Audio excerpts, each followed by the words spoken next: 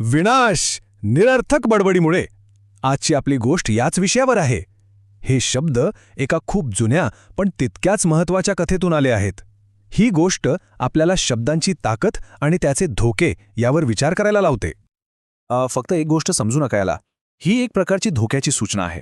आज आपण पाहूया की या साध्या दिसणाऱ्या कथेत आपल्या सगळ्यांसाठी किती मोठा आणि महत्त्वाचा धडा दडलेला आहे. ही गोष्ट आहे दोन जीवांची, ज्यांचा अंत एकाच चुकीमुळे, एकाच दोषामुळे होतो. खरंच खूप विचार करायला लावणारी ही बोधकथा आहे. तर ही गोष्ट सुरू कुठून होते? तिची मुळं आहेत कोकालिका नावाच्या एका व्यक्तीमध्ये. असं म्हणतात की खुद्द भगवान बुद्धांनी त्याला एक महत्त्वाचा धडा शिकवण्यासाठीच ही प्राचीन कथा सांगितली होती. पण मग कोकालिकाची नेमकी समस्या होती तरी काय? भगवान बुद्धांनी अचूक निदान केलं होतं. त्याची स्वतःची जीभच त्याच्या विनाशाचं कारण ठरत होती. आणि याच समस्येमुळे ही जुनी गोष्ट वर्तमानाशी जोडली जाते. चला तर मग ही गोष्ट ऐकण्यासाठी जाऊया थेट हिमालयाच्या शांत सुंदर पर्वतरांगांमध्ये. तिथे बोधिसत्व नावाचे एक महान ज्ञानी राहायचे. तेच आहेत या कथेचे मुख्य पात्र. बोधिसत्व म्हणजे ज्ञानाचा आणि करुणेचा सागरच. त्यांचा आश्रमही तसाच, अगदी शांत आणि शिस्तबद्ध. विचार करा, तब्बल 500 साधक त्यांच्या मार्गदर्शनाखाली तिथे साधना करत होते. पण या शांत वाटणाऱ्या वातावरणातच संघर्षाचं पहिलं बीज पेरलं गेलं आणि इथूनच आपल्या बोधकथेचा पहिला आणि महत्त्वाचा भाग सुरू होतो. एक चित्र डोळ्यासमोर आणा. एक तपस्वी आहे, त्याला कावीळ झालीये, तो आजारी आहे. तरीही तो आपलं काम करतोय, लाकड तोडतोय. म्हणजे बघा, एक अगदी सामान्य रोजच्या जगण्यातला हा प्रसंग आहे. आणि इथेच संघर्षाची ठिणगी पडते.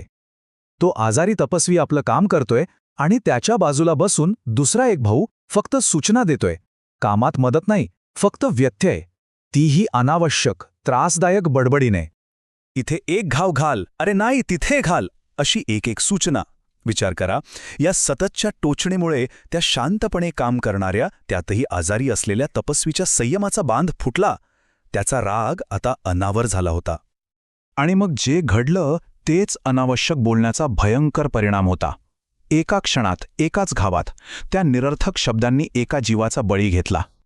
पण गंमत बघा, त्या आश्रमात विनाश फक्त माणसांमुळेच होत नव्हता. जवळच एका दुसऱ्या जीवाच्या बाबतीतही अगदी असंच काहीतरी घडत होतं. धडा तोच, फक्त पात्र वेगळं. आता भेटूया तित्तीर पक्षाला.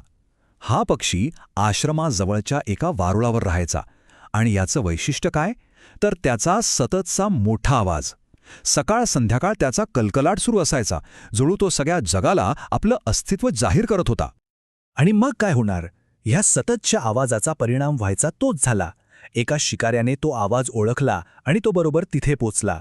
त्या बिचाऱ्या पक्षाने नकळतपणे स्वतःच्याच मृत्यूला आमंत्रण दिलं होतं. तर आता बघा, 2 मृत्यू, एक तपस्वी आणि एक पक्षी. पण दोघांच्याही मृत्यूमागचं कारण एकच. बोधिसत्वांनी या दोन्ही घटना पाहिल्या आणि त्यामधला समान धागा त्यांनी बरोबर ओळखला. आणि याच निरीक्षणातून त्यांनी आपल्या अनुयायांना एक खूप मोठा धडा दिला. हे बघा, किती सरळ आहे. एका बाजूला तो हस्तक्षेप करणारा तपस्वी, ज्याने आपल्या नको त्या बोलण्याने राग ओढवून घेतला. आणि दुसऱ्या बाजूला तो तित्तीर पक्षी, ज्याने आपल्या आवाजाने शिकाऱ्याला बोलावून घेतलं. दोघांचाही शेवट एकाच कारणामुळे झाला, निरर्थक वाचाळता. आणि मग या दोन्ही घटनांना एकत्र जोडून बोधिसत्वांनी एक गाथा रचली. ही गाथा म्हणजे या संपूर्ण कथेचं सार आहे ती अशी. पण थांबा, आपण कोकालिकाबद्दल बोलत होतो ना, मग या प्राचीन कथेचा त्याच्याशी काय संबंध? आता खरी गंमत आहे. आता सगळे दुवे जुळणार आहेत आणि या बोधकथेचा खरा अर्थ आपल्या समोर येणार आहे. आणि मग भगवान बुद्धांनी ते रहस्य उलगलं. त्या प्राचीन कथेतला तो बडबडा तपस्वी दुसरा तिसरा कोणी नसून तो स्वतः कोकालिका होता. केवढा मोठा धडा आहे हा! काही दोष इतके खोलवर रुजलेले असतात की ते जन्मोजन्मी आपली पाठ सोडत नाहीत.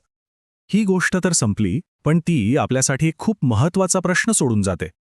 आपल्या रोजच्या आयुष्यात उपयुक्त संभाषण आणि निरर्थक बडबड यांच्यातली ती बारीक सीमारेषा कुठे आहे? आणि सर्वात महत्त्वाचं म्हणजे ती ओळखायची कशी?